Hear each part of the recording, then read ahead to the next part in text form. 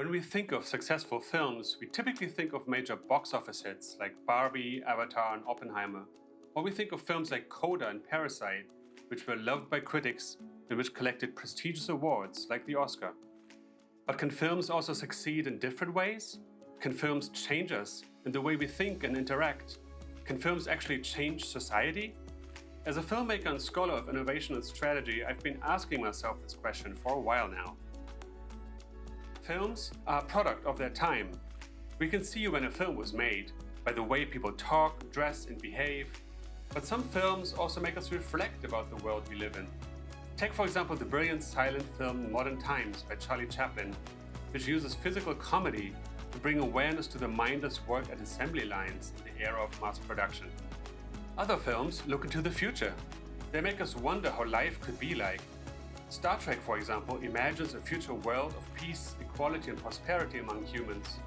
In this scene, Captain Kirk and Officer Uhura educate Abraham Lincoln about the progress humanity has made. The charming negress. Oh, forgive me, my dear. I know that in my time some use that term as a description of property. But why should I object to that term, sir? You see, in our century, we've learned not to fear words. We've each learned to be delighted with what we are. The show made quite a splash in the 1960s, at a time when discrimination based on race and gender was very common in the US. But still, can films actually change society? Some films have clearly made a difference. Philadelphia, for example. It tells the story of lawyer Andrew Beckett, who sues his employer for firing him because of his sexual orientation and HIV infection.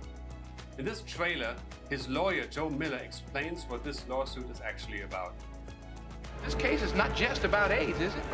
So let's talk about what this case is really all about. The general public's hatred, our loathing, our fear. Philadelphia was one of the first Hollywood big-budget films with a star cast to tackle the issue of AIDS in the US.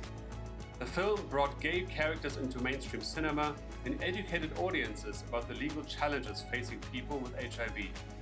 The film also made a direct impact on the lives of gay people and people with HIV. Shortly after the film's release, Scott Burr, a former Philadelphia attorney, actually sued his previous employer for illegally firing him after discovering that he was HIV positive. Very similar to Tom Hanks' character in the film. The lawsuit was settled for an undisclosed amount, and Burr continued to practice law until his death in 2020. Or let's look at the documentary Blackfish.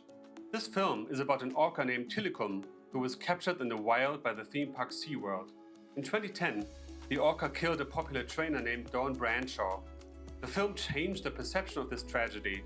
It argues that Dawn's death was not just an accident, but the result of the enormous stress orcas experience in captivity, being pushed to perform and breed for entertainment.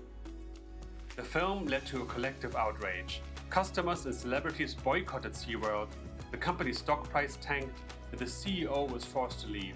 Eventually, SeaWorld abandoned their orca shows and breeding program. This became known as the Blackfish effect. Impactful films are not just a US phenomenon. Just to give one example, the Korean film Silenced, which is based on true events, made a huge impact in Korean society. It tells the story of hearing-impaired students who became victims of regular beatings and sexual assaults by their teachers over many years. The film led to a public outcry.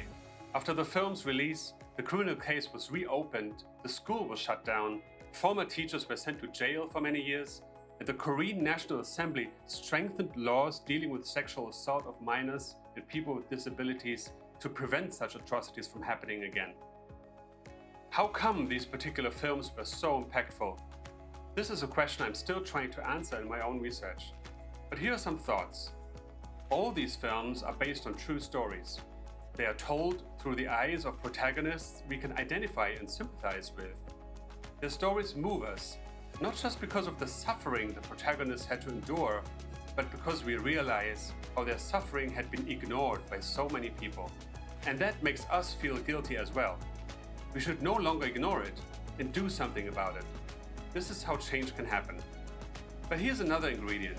Especially more recent films often run so-called impact campaigns, which are designed to use stories strategically to change minds, behaviors, and policies.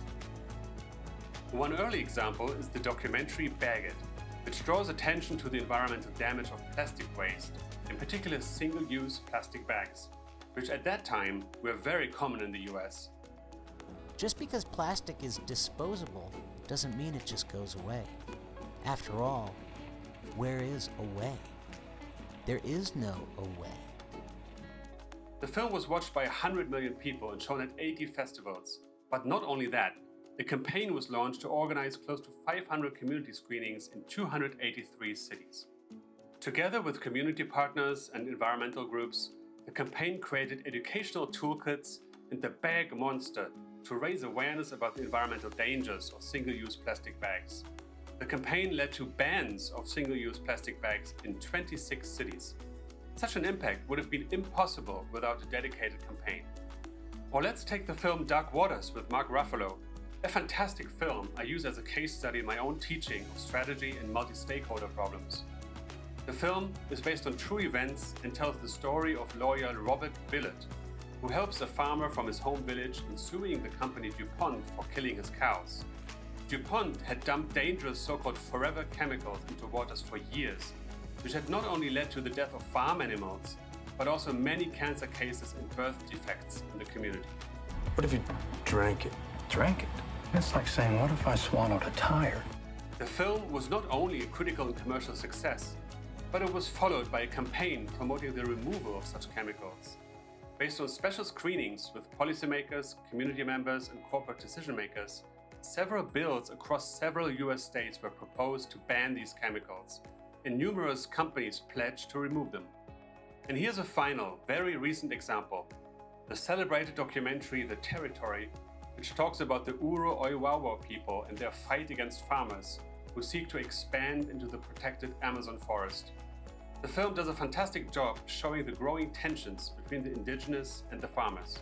The film has had a very comprehensive campaign with numerous funding and community partners aimed at amplifying the voices of indigenous people, protecting their land, and mobilizing governments and businesses to help stop deforestation.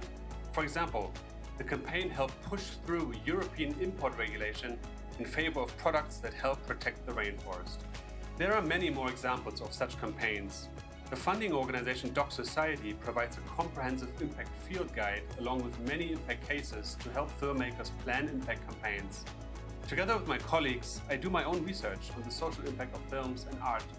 Check out the links in the description below and stay tuned for updates. So I hope you agree that films can do more than just excite audiences and critics. They can also make a difference. But which films can do that? Perhaps films that tell moving stories about people who face great challenges of their time.